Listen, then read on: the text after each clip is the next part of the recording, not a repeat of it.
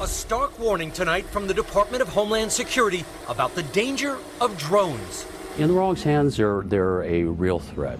Among the top concerns, drones colliding into passenger jets. If you fly one into an engine intentionally, you could end up causing a failure, which could cause a crash. In tests, drones can even puncture the wings of an aircraft. And drones are increasingly all around U.S. airports. So often, air traffic controllers don't always know it. We went to Venice Beach in California. Luke Fox has a company that makes a portable drone detection system. With our equipment, we see drones that are flying illegally in airspace that they shouldn't fly in. Venice is less than 5 miles from LAX, but within just 1 hour... Oh, there's the drone. The drone is flying towards LAX and are flying further into controlled airspace.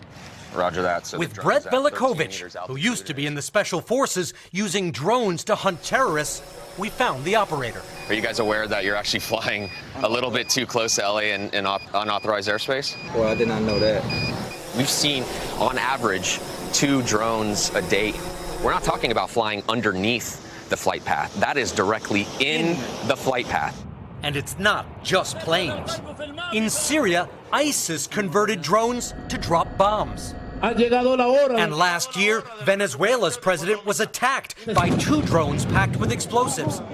A tactic U.S. officials worry about. Let's say we had somebody on the National Mall. We had the president or we had a senator out there, and I could be 30, 40 feet away from him and throw it up real quick, get in the air, and you could do damage. Creative solutions to stop drones are in the works. In Holland, they've trained eagles to knock them down.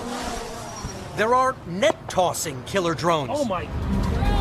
And drone-jamming guns. But U.S. officials worry drone defenses aren't coming fast enough.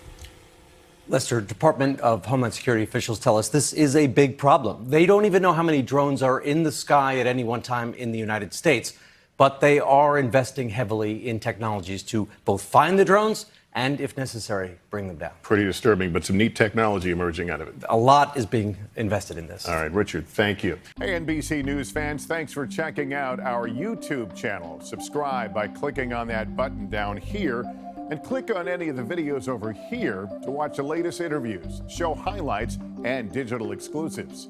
Thanks for watching.